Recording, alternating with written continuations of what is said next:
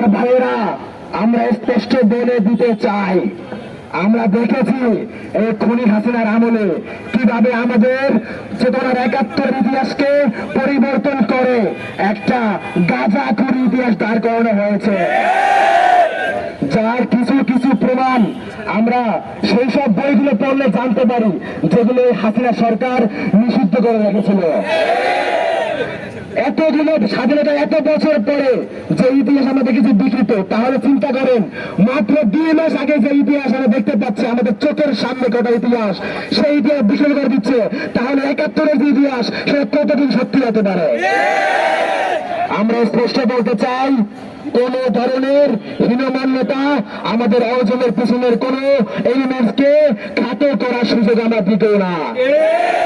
যেখানে মূল স্লোগানকে উচ্চারণ না করে কিছু কিছু ব্যক্তি অন্যান্য স্লোগানগুলো উচ্চারণ করে আমাদের মূল স্লোগানকে পাশ কাটাতে চাচ্ছে, তাদেরকে আমরা কোনো সুযোগ দেব না। আমি স্পষ্ট বলতে চাই, শুধুমাত্র তারাই আমাদের এই স্লোগানকে অস্বীকার করতে পারে যারা মূলত এই আন্দোলনের চেতনার বিরুদ্ধে, যারা ২৪-এর বিপ্লবের বিরুদ্ধে, যারা ইনসাফপূর্ণ বাংলাদেশ গড়ার বিরুদ্ধে, শুধুমাত্র তারাই এমন ধৃষ্টতা দেখাতে পারে।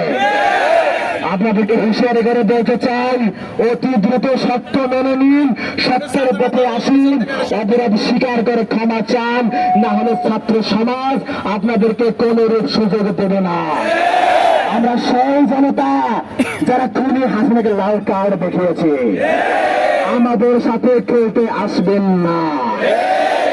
সংগ্রাম সহযোদ্ধাগণ, সকলের প্রতি অনুরোধ থাকবে, শুধু স্লোগান নয়, আমাদের ২৪-এর বিপ্লবের যে কোনো এলিমেন্টস আমরা আমাদের হৃদয় রক্ত দিয়ে হলেও রক্ষা করব। ধন্যবাদ সবাইকে।